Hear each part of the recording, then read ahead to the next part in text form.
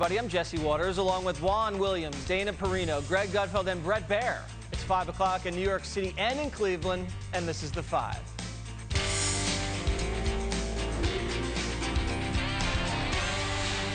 It's the moment America has been waiting for. In just 4 hours from now, President Trump and Joe Biden will square off for the first time in Cleveland. The former VP arriving for the debate just a few moments ago.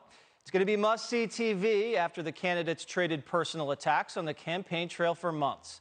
Both men looking to exploit the other's perceived weak spots. The president is sure to bring up Hunter Biden, and the former VP is expected to talk about Trump's taxes. Biden just released his 2019 returns today. It's safe to say both sides are raring to go. He's been on that debate stage so many times, and he's so good. He's so good. And I think what Joe's going to do is what Joe always does. He's going to speak directly to the American people. I think Biden is a nasty enough guy. I mean, he said terrible things about the president. So the president has every right to take his head off if he wants. And he's very well prepared. I mean, he's much better prepared now than he was 4 years ago. If you thought the campaigns would put aside the insults and focus on policy, you'd be wrong. Both sides fighting over debate rules. The Trump campaign calling for both candidates to be checked for listening devices and claims Biden's team asked for 2 breaks. The Biden camp calling the ear checks idea absurd and said they never asked for breaks. And the Biden campaign is accusing Trump's team of asking Chris Wallace to not mention the number of Americans who died of coronavirus. The Trump campaign says that's a lie. Bret Baier, the ear device thing, is that common to be kind of gamed out before a debate? Has this ever happened before? Not like this. I mean, there have been past debates where people were raising questions about it. Hillary Clinton, George W. Bush, but it was afterwards and photographs. I don't think it's been like this in this pre-back and forth. It is a bit of pre-buttal from both teams, both denying all things that the other team said. It all goes away when both of these men step on the stage, and that's what people are waiting for. Dana, what's the vibe like there? What have you been hearing? What have you been seeing and smelling? Give us a little color. Smelling? Smelling? I'm trying to think of what I'm smelling. It smells good. We had a big rain last night, so it's nice and fresh here in Cleveland. I would say you could sort of feel the energy, right? There's a palpable excitement. I do think it will be the most watched presidential debate in American history, especially as the candidates were flying in today. You could just feel it stepped up. So now we're less than 4 hours away now. So everything is locked in. Like the debate about the debate, Eargate or whatever you want to call it, this idea that Chris Wallace wouldn't bring up the coronavirus deaths. I think all of that immediately goes away. It melts on contact right as the two start at 9 p.m. And I think President Trump and Biden, they know this is for all the marbles. So get ready, Jesse. I'm ready. I'll be there at 9 o'clock waiting to watch. Juan, are you pumped up for tonight? Well, yeah, I mean, this is exciting. The first debate, what do they say, Jesse? The first 30 minutes of the first debate really forms a lot of opinions out in the country.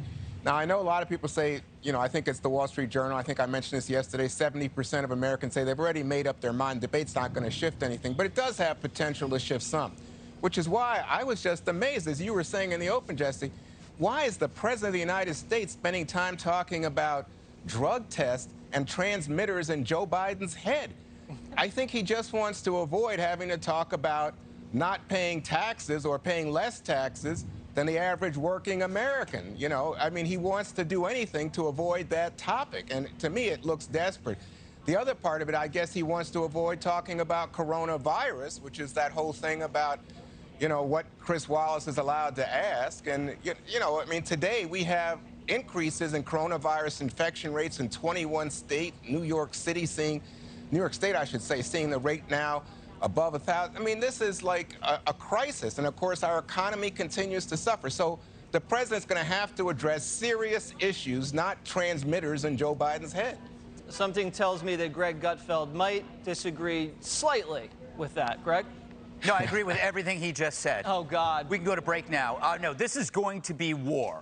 And the only piece you're going to see is in Joe Biden's ear. And I know that Dana said this is for all the marbles. That's good for Joe because, you know, he needs them. He's lost a lot of them. As for the whole idea of the earpiece controversy, Brett is right. It isn't new. Gore was accused, Hillary was accused, and Bill Clinton was accused of having a piece. But she was in the hotel room waiting for him to finish up.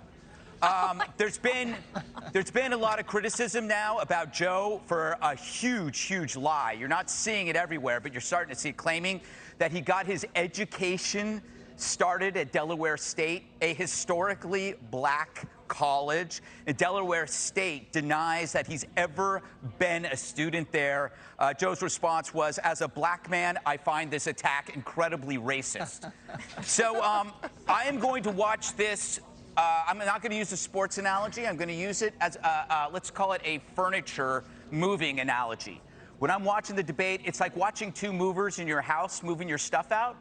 And you're just kind of like always on edge that something's going to happen, but you're not sure what it is. As they take grandma's urn and go down the stairs, and you, please don't spill it. And I'm not sure who I'm worried about. All I know is that I'm going to feel tremendous anxiety and unease, and my drinking game will help me through that. My drinking game has 3 steps. 1, turn on the TV. 2, start drinking. 3, pass out. You know who I'm worried about, Greg? Who? I'm worried about you. You should be worried about me. America should be worried about me. All right, let me Just don't move any furniture tonight, Greg. Let me ask you, Bret Baier. We saw the tax thing drop from the Times that Joe is coincidentally all over, and now you're seeing a release from the Director of National Intelligence that said that Russian intelligence had picked up information that Hillary Clinton was trying to frame Donald Trump for being involved with Russia hacking and election interference, and that according to handwritten notes, Brennan, former CIA director, actually briefed President Obama about this late July 2016, and again briefed Jim Comey in September. Do you think that might come up in tonight's debate? Because that seems pretty relevant to the whole Russia collusion narrative. Oh, God. Oh, yeah, God. I don't know if the president's going to go down that road. In that release, that DNI letter, is that it can't be vetted, and that they're not sure about the intel. So it is more of a setup to the Jim Comey hearing with Lindsey Graham, I think, than anything else.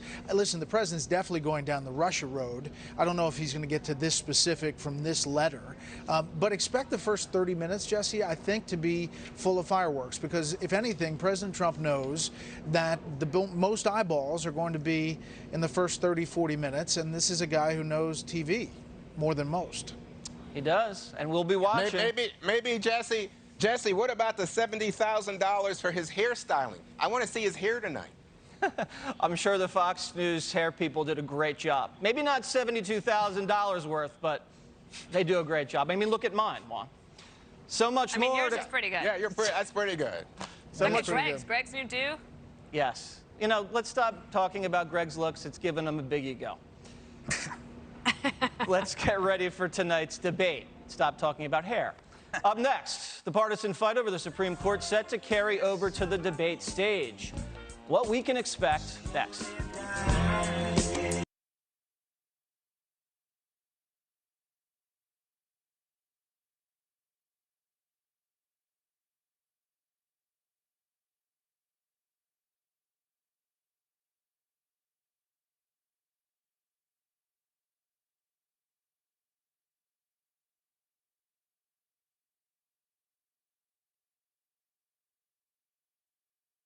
Democracy 2020 live. Use your phone camera to scan the QR code on screen now, or visit foxnews.com/2020live to join the conversation. And don't forget to watch the debate tonight on Fox News Channel. Behold, my collection of so-called geniuses. You thought Mr. Clean was the director of the FBI.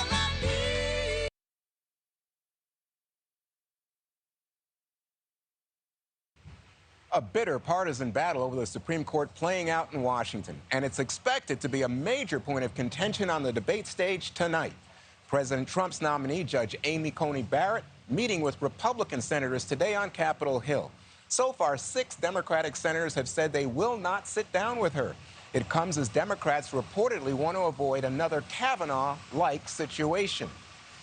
Jesse, let me ask you. I think the president anticipated that this nomination might help him in the presidential race, but so far the polls don't show that. They show 2-1. In fact, Americans think the next president should be the one to make the appointment. So has this been a disappointment for the president's team? I'm so glad you asked me about polls, Juan, because you walked right into what I was going to tell you. It's only the third day he's done the same poll. There's a poll out from a place, I don't know if you've heard of it. It's called Harvard University. Kind of a good school, not as good as Trinity College, but it's up there. Harvard University did a poll and said that 53% of Americans says the president should nominate a justice quickly, and the Senate should take that person up quickly, and that includes 51% of independents. Also would like to push back on some more Democrat misinformation about Amy Coney Barrett. This is from Betsy McCoy from the New York Post, the only newspaper that I read every single morning. McCoy, I'm sorry, Betsy. That is the correct pronunciation of her name. So, this is what they're saying about this, that she's going to undo Obamacare. False. They said that she's going to join the other justices in the conservative majority, and she's just going to take a scalpel to the mandate. She's not going to take a bulldozer to the entire Obamacare legislation. Secondly, there's not going to be 12 million people that are going to get thrown off the health care rolls. That 12 million refers to Medicaid, and the court has already ruled that states can opt out whether or not they want to expand Medicaid. Thirdly, and final point, because I know you guys love my wonky healthcare data, is that the allegation from Pelosi that 138 million people with pre-existing conditions are going to lose access to healthcare, also not true. Only 6% of Americans were affected by Obamacare, and the president just signed an executive order covering pre-existing conditions. Thank you. Well, we appreciate that. Thank you, Professor. You're welcome. Brett Baier, there were Senate debates last night, and in Maine, Montana, and Iowa. The focus in all three, the Supreme Court nomination, COVID-19, and health care. Is that a strong preview of what you expect tonight? Well, listen, we have the topics, but the Supreme Court is going to be part of this. Expect Joe Biden to go down the road of trying to paint a real-life consequence of Trump appointees on the Supreme Court when it comes to health care, as Jesse just mentioned, and what the Senate calls a filibuster, by the way. That's what Jesse just did. And expect Trump to tout how many judges and justices he's actually gotten through, living up to his promise in 2016 and what he was elected to do. So I think it's a dangerous prospect for Democrats to not meet with Judge Amy Coney Barrett. I think in some Senate races it's going to make a difference in Georgia, Montana, Iowa, North Carolina. It may help the Republicans there. So, Dana, in fact, this is the question I wanted to ask you. Do you think Democrats are making a mistake by not meeting with her, because they say they'll attend the hearings, but they're not going to, it doesn't look like any of them is going to have a meeting with her. I feel like the not meeting thing is a little bit too, it's a process point, and when you can't win an argument, right, you pound process. When you can win an argument, you pound facts. That's also what Jesse was trying to do. I feel that when she starts to speak, doing very well. When she starts to speak on her own behalf, I think all the not meeting with her goes away. I don't think anyone really remembers that. She is her own best advocate, and those hearings aren't that far away, so I think this is just a thing for a couple of days. The other thing I'd point out is that there are many conservative legal scholars believe that this lawsuit, the ACA Obamacare lawsuit that's going to be heard in the Supreme Court the week after the election, is not a very good one for the Republican position, that basically they think that the justices will probably tank it. So I just wouldn't put all of my eggs in that basket, although I know that they will try to do that. Joe Biden definitely wants this discussion tonight and going forward to be about health care and the coronavirus. President Trump's strong point will be talking about the economy and his record and judges. So that's all of those things will come up tonight. But let me just go back to this. As soon as she starts speaking for herself, I think a lot of this just goes away, and you get right into the hearings and the substance of the issue, not the process.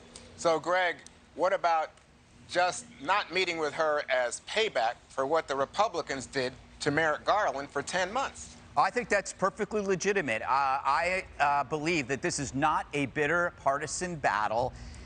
unless you want it to be.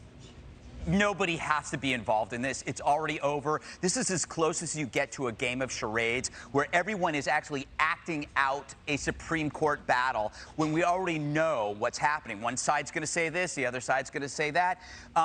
It's entertaining, that's for sure, but you're not going to learn anything other than the politicians are blowhards. The one thing that you learn about this when they're talking about Obamacare is that once you introduce a giant program, no matter how awful it is, the Democrats in time will pretend like it's been there forever and that it's amazing. When in fact, it was, I don't know how many years ago, that 10 years, 11 years, I can't remember. I was very young back then, foolish too. It is a mess, a disaster. It was terrible for everybody. People forget about the website. You lost your doctor, and yet here we are going, oh my God, even the media, the objective media is buying into this. Oh, are they going to get rid of Obamacare as if they actually believe it's worth saving? No, it's time to actually look at healthcare in a different way. We have a lot of new great stuff coming up. Telemedicine is a huge thing, and it's going to make medicine and health a lot cheaper. So let's not sit here and just act like, you know, we're losing something so incredibly valuable, even if we question the validity of it. Well, I think it was 2010, just for your reference. So, you know, good. when you first heard of it. All right, but I think a lot of people do still like it and wouldn't want to lose it in the middle of a pandemic.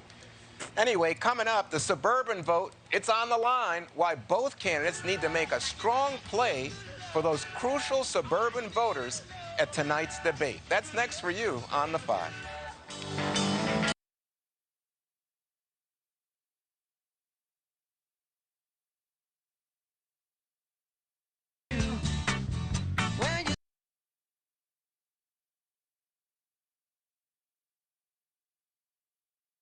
Live look at the scene here in Cleveland at the Cleveland Clinic, Case Western University. President Trump, Joe Biden will meet face-to-face for the first time just hours from now.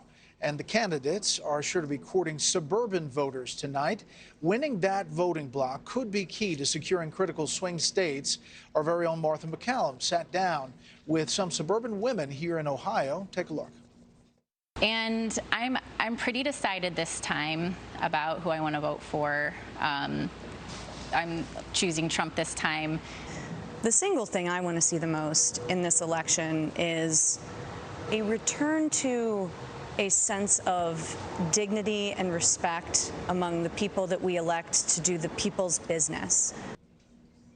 And in another key swing state, Pennsylvania, a new poll out has Joe Biden leading President Trump among those suburban voters by 9 points overall. You can see men there giving the hat tip to President Trump by a couple points, women overwhelmingly for Biden in that poll. Greg, where do you think the suburban vote is? I've heard you talk about the concern about violence in a lot of these cities and what that means for that vote. Yeah, I don't believe polls are news. And I think it's just basically taking the temperature, and you can take the temperature any different way. Stop sighing, who's ever sighing at my answers. The media says that Trump is banking on fear and anxiety, but it's the voter, which voters can't speak their minds for fear of retribution? It's Trump voters. So who is stirring up the anxiety and fear? Prominent Democrats are the ones that have been doing that, and they know, and they do this little extortion trick. It's going to get worse under Trump. So who is stoking fear? This is a big problem because there are two parties right now. There's a Republican and a Democratic Party. One is saying you cannot cooperate with the other. It's not the Republican Party. Trump will talk to anybody. We know that. It's the Democratic Party that is saying we cannot cooperate them because it's a moral decision. Biden says that Trump is evil. They say that Trump voters are deplorable. What does this do for America? The only thing that holds people together from killing each other is something called cooperation. If you decide that you're no longer going to cooperate with people and you tell that, no wonder the streets are in chaos and there's riot and there's looting and that come November it's going to get worse. You have a leadership telling people that that's the way forward. Do not cooperate with people you disagree with. Dana, Pennsylvania is a key state. I was just in southwestern Pennsylvania and talked to a bunch of different voters, including the heads of the Democratic parties in some of those counties. And, you know, there's all this talk about the hidden Trump vote. Well, these Democrats there say they believe it because they have Democrats who will not say that they support Trump, even though they do. So we don't know what that means, what that shift means, but it's something. Well, it's not just a key state, it's the Keystone State, so to speak. And it is critical for both of those candidates to try to get it. I think President Trump has had some problems in the suburbs. You saw it in the 2018 midterms. You're seeing it in some of these polls here. Greg could be right. I mean, maybe there's plenty that are just saying, I'm not going to say it. In fact, Bret Stephens of the New York Times wrote a column today that said, meet a secret and a shy Trump voters, a lesbian woman who said that coming out as a Trump voter is even harder than coming out as a lesbian, okay? That's how hard it is for some people to admit that they're going to vote for Trump. So that's there in the New York Times for everybody to see, and I feel like some Democrats are trying to broadcast that message loud and clear. But one thing, there's all this talk about the suburban vote, and I know there are a lot more suburban voters than rural voters, but Joe Biden's problems with rural voters is probably even stronger than that of President Trump's problems with suburban voters. That is a lock, and I think this is all part of a political realignment that we are living through. And it's one of the reasons I also believe President Trump will try to constantly turn back to the economy so he can talk about what he accomplished and also try to draw the contrast to say, if Joe Biden becomes your president, this recovery that we're currently in, coming out of the coronavirus recession, will stop. And you will be in the back where you were during the Obama years with everything stagnant and nothing moving forward. Juan, in the debate tonight, obviously part of this is the fireworks that we're going to see, but it's also talking to the American people about what each presidency would look like.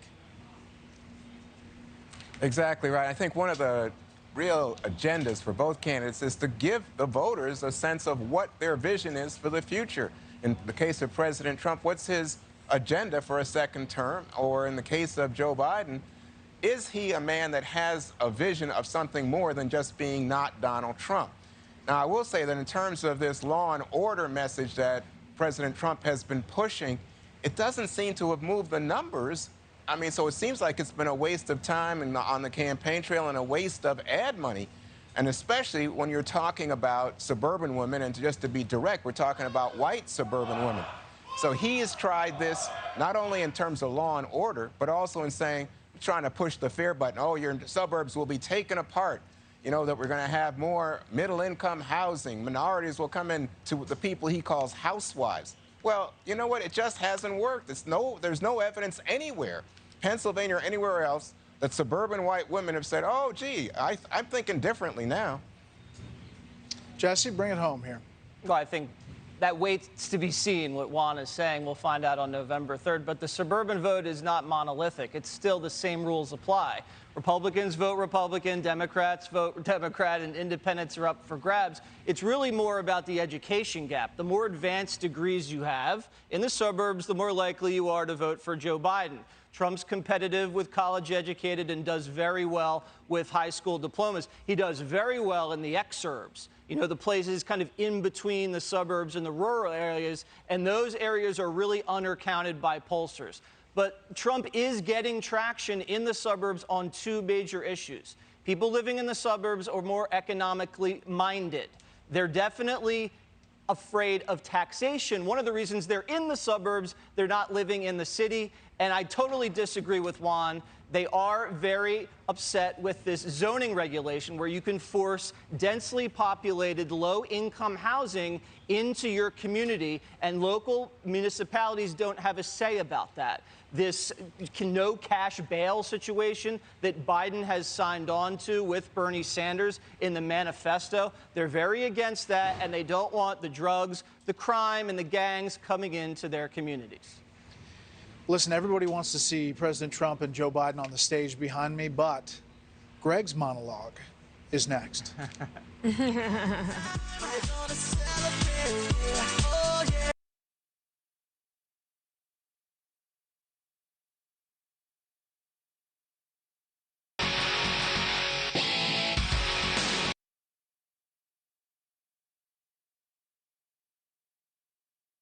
Nominated for a Nobel Peace Prize again. True, they're a dime a dozen trinkets so useless they threw one at Obama just for brushing his teeth.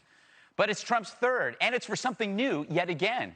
Australian law professors, they have them there, nominated him for the Trump Doctrine, a mix of common sense and national interest, keeping us from, quote, endless wars and therefore killing thousands of young Americans. It is funny to be nominated 3 times, not for making liberals feel good, but for real stuff. Middle East peace, reducing our military footprint while expanding our capabilities, beating ISIS, confusing pacifists and generals alike. It reveals that contrast between most leaders and Trump. It's the eloquent statesman who sends kids to die versus the obnoxious ruffian who keeps your kids at home. No one denies Trump's personality. He'll never win a prize for his mostly peaceful press conferences. But that argument is 4 years old, which is why the people still crying about it seem like they're 4 years old. Still, we know Joe can handle a room. He can shake hands, smile those bright white teeth, his hair plugs blowing in the breeze. He can talk wistfully about those who sacrificed their lives and give you the bad news from his basement bedroom, then go back into hiding. We won't lose sleep over Biden's tweets, but some of us might lose sleep over worse things. If you know he'd send in the army again and again. It's worth asking the candidates tonight, what's a bigger worry, mean tweets or a wasteful, never-ending war? Trump produced the tweets. Biden supported the war. We know the media's answer to that, but what's yours? All right, Dana, he got 3 nominations for 3 separate reasons. 2 peace deals, the Trump Doctrine. Could he be the greatest president in the history of the universe? Could be. Could be. We will see. History will tell. History will tell. You know, I don't think tonight in the buckets of topics, foreign policy won't come up, but I bet Joe Biden maybe will try to possibly bring up climate change and try to make that one. But one of these debates will focus on foreign policy. And remember what Secretary Gates said. He believed that Joe Biden had been wrong on every single foreign policy issue for the last 30 years. You know, he wrote it in his book, like that. It is there. And I do think that the contrast is quite stark. So I look forward to the opportunity for them to actually have that discussion, because I think President Trump has some very good accomplishments that he can tick off. That's a good point. You know, Brett, if you remember, Biden didn't want to take out Osama bin Laden, and Trump took out Soleimani, took out ISIS, took out that other dude. Baghdadi. So yeah, I forget that guy's name. He's dead. Listen, President Trump has a foreign policy record, as Dana said, to run on. It's not going to be in this debate, it doesn't seem, unless one of the candidates brings it up, and then it's a follow-up, but it's not in the buckets that Chris is focused on. But he has a tale to tell. And it's actually tough, I think, for the Biden folks to say and look at what happened with Israel and UAE and Bahrain and say that's not a good thing. In fact, Biden put out a statement saying it was. Yeah. Juan, are you now going to admit that you were wrong about Trump? He's got 3 Nobel Peace Prizes. You don't have any. No, I'm working on it, man. I'm working on it. Wait a minute. He doesn't have 3. He has 3 nominations, That's what Greg. I said. Anybody I can be nominated. I said nominations, Oh, right? I thought you said he had 3 Nobel Prizes. Anyway, anybody can be nominated. I mean, the difference here is Obama was nominated and won it. That's the big deal. But even he admitted that was aspirational. And that's what I was going to say. And even Obama didn't make a big deal out of it. He's pretty humble about it. He didn't go out campaigning and advertising. I was nominated. The media does that for him. That sounds pretty weak to me. Right. The media did it for him. My goodness. Oh, no, I think if you won, I think I'd do it for you. Oh. Well, I appreciate that. I'm going to nominate Greg next week. I do a lot of good. You're welcome. But I'm saying, boy, that looks weak, you know. The guy says he's nominated. Anybody can be nominated. Well, you know what? It's nice to be thought of as bringing peace to the world. Right, Jesse? It's true. I mean, the president, I think, before he was president, was nominated for 8 Emmy Awards, and he got 0. So hopefully he does a little bit better with the Nobel Peace Prizes. But if you're an intellectually honest liberal, I know that's a little bit of an oxymoron, but if you are, you have to admit that Trump's foreign policy has been successful. Do you know the North Koreans have not tested a nuclear device or an ICBM in 3 years? I mean, we have Space Force. We have peace deals. ISIS annihilated, the 2 top terrorists taken out. China's been ostracized. The Iranians are isolated. I mean, this is really good stuff. Susan Rice is out there complaining about, oh, our allies. Who? Who's she talking about? The Brits, the Indians, the South Koreans, the Japanese, the Israelis? It seems like we have a very nice alliance system. And President Trump, despite being called this big renegade that's going to create a nuclear holocaust, has done the exact opposite. All right, we got to go. Foreign policy probably isn't going to come, but China will. Whether it's Hunter Biden or President Trump talking about China, that's going to come up tonight. You know, Brett, I got to go, guys. I know you got to go. I was just going to say goodbye to you. Goodbye, Brett. Be safe. We look forward to seeing you later. Prepare well, my friend. Up next, our final thoughts and predictions for tonight's debate.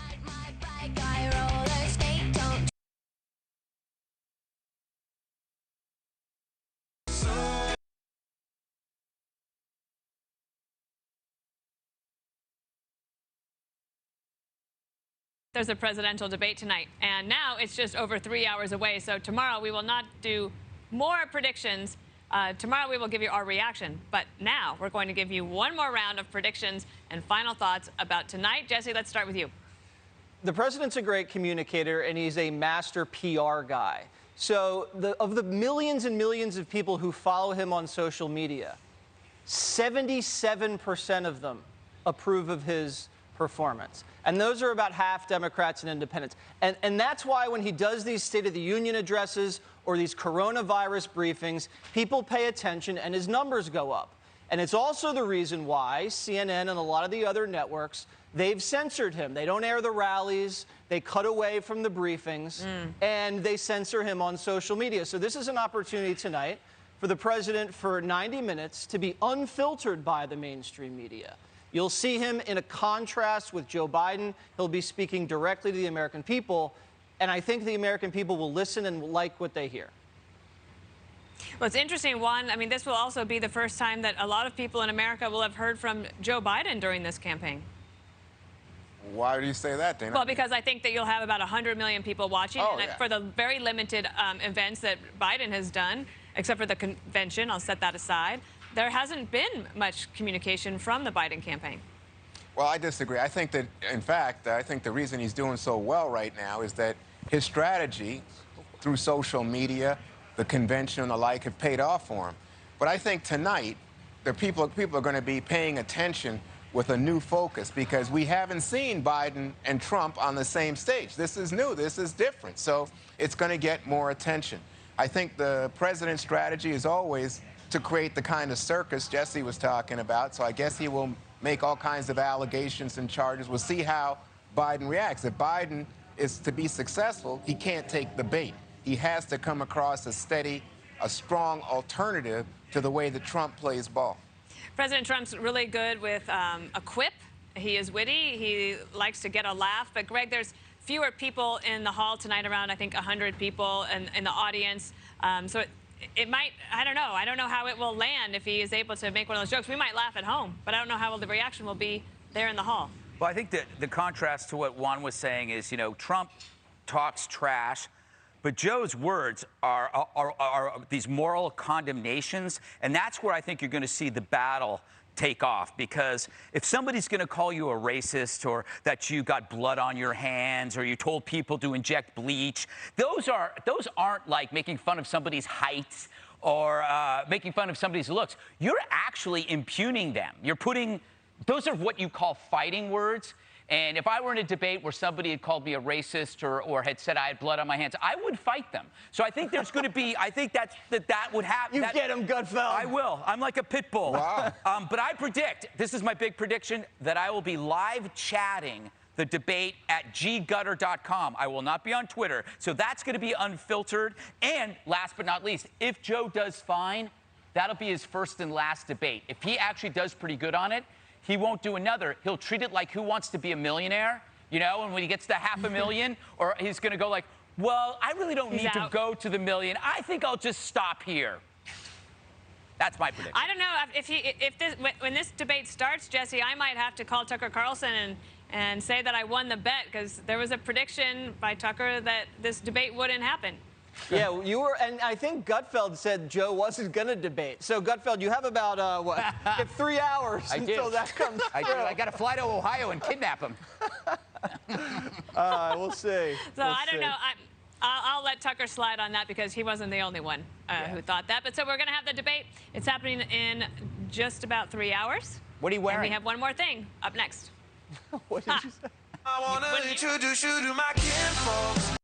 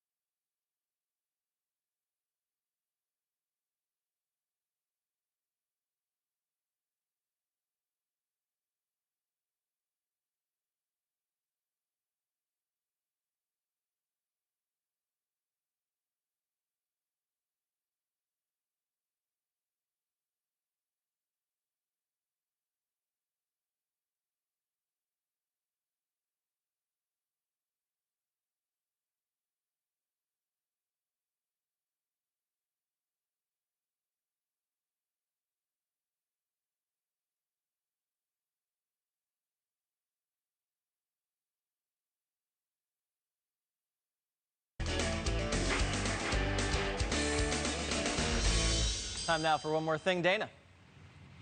Well, hello, and I want to tell you that you can join tonight's debate with our exclusive Fox News Democracy 2020 live experience. So you get real-time facts and analysis of the night's biggest moments on your phone or computer while you're watching debate on TV, and also you can follow Gutfeld on his thing. Yes. Plus, you can read and react to live blogs from Fox News insiders, test your trivia knowledge. I mean, it's so fun because you're watching and participating.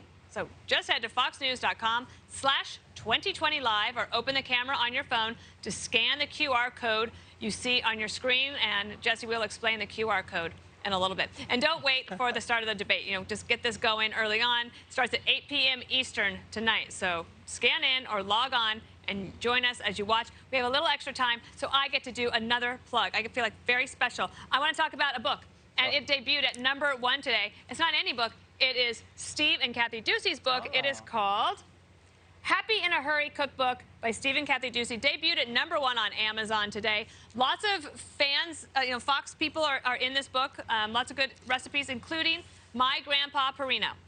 His simple ranch salad dressing is right here. No, they're going to make, you can make his salad dressing, which we had on the ranch, like every meal. Is it ranch? We didn't have a lot of variety, but we had great salad dressing. It's all in this book. I've already ordered a bunch for friends and family, so I can't wait to give you 3, yours for Christmas. I just can't believe Ducey's cookbook debuts at #1 on Amazon. Wow. Good time to cook. The power of Fox and Friends. Also, the live stream is sponsored by Absolute Vodka. Just want to let everybody know about that. Juan. Oh, I didn't know that. Okay, so medical miracles can't be guaranteed. Everybody knows that. But people come here, the site of the debate tonight, the Cleveland Clinic, praying for good results and good news. So take a look at this message carved in the snow of February outside the Cleveland Clinic.